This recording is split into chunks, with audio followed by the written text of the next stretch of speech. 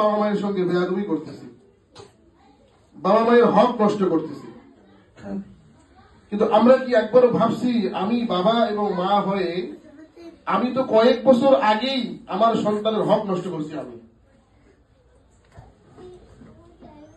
সন্তানের উপরে পিতামাতার যে রকম হক আছে ঠিক তদরূপ ভাবে পিতামাতার উপরেও সন্তানের কিছু হক আছে। তো আমরা কিন্তু এই জিনিসটা চিন্তাই করি না যে আমি তো আমার সন্তানের হক নষ্ট করছি। যেমন দুই একটা বলি, একটা সন্তান দুনিয়াতে ভূমিষ্ঠ হওয়ার পরে পিতামাতার করণীয় হলো তার চুল মুন্ডানো, 7 দিনের দিনে আকিকা করা সামর্থ্য থাকলে, এরপরে শরীয়ত সম্মত ভাবে ওই ছেলে অথবা মেয়ের একটা ইসলামিক নাম রাখা। এটা বাবা মায়ের কাছে সন্তানের হক। এখন আমরা বাবা মায়েরা কি করি? সন্তানের শরীয়ত সম্মত নাম রাখি না। মেয়ে হলে নাম রাখতেছি রিয়ামণি, রিয়া মানে অহংকারী, যেগুলো নামের অর্থ কি মারাত্মক, নামের তাসির মানুষের উপরে পড়ে। তো আমি বাবা হয়ে মা হয়ে সর্বপ্রথম কি কাজটা করলাম? আমার সন্তানের হক নষ্ট করলাম কি দিয়ে? শরীয়ত সম্মত নাম না রাখার কারণে আমি হক নষ্ট করি, আমি বাবা হক নষ্ট করি। এরপরে দ্বিতীয় হক হলো সন্তানকে দ্বীন শেখানো,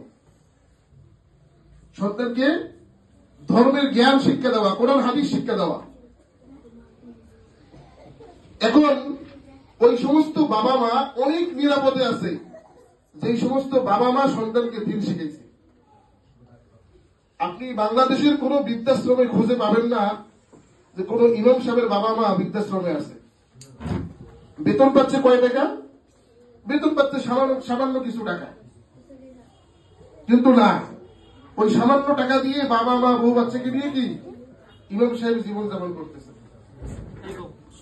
তার একমাত্র কারণ ইমাম সাহেবকে বাবা মা ছোটবেলায় কষ্ট করে তার হক আদায় করছে, দ্বীন শিক্ষা দিচ্ছে।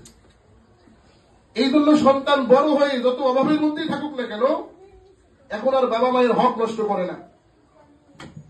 তো আমি আমার সন্তানকে ডাক্তার, প্রফেসর, ইঞ্জিনিয়ার বানাইছি, ভালো খারাপ না, কিন্তু ওই যে সন্তানের হক নষ্ট করেছি, দ্বীন শিখাই নেই। এই কারণে আজকে সন্তান আমার হক নষ্ট করতেছে। এই জন্য ভাই আমরা যারা আমাদের সন্তানদেরকে মাদ্রাসায় দিছি, প্রত্যেকটা জিনিস পাওয়ার জন্য কিছু ফর্মুলা থাকে, কিছু নিয়ম নীতি থাকে।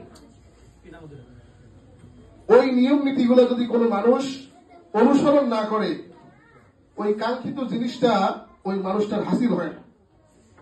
এটা আমরা জাগতিক ভাবে দেখলেও দেখতে পাবো, আখিরাতের গত ভাবে দেখলেও দেখতে পাবো। মানুষ যদি কোনো জিনিস টার্গেট অনুযায়ী, নিয়ম নীতি অনুযায়ী না আগায় তাহলে কিন্তু কাঙ্ক্ষিত ফলাফলটা মানুষটা কি পায় না। আমরা যারা আমাদের সন্তানদেরকে মাদ্রাসায় দিচ্ছি আমাদের কি কিছু করণীয় নেই? করণীয় আছে।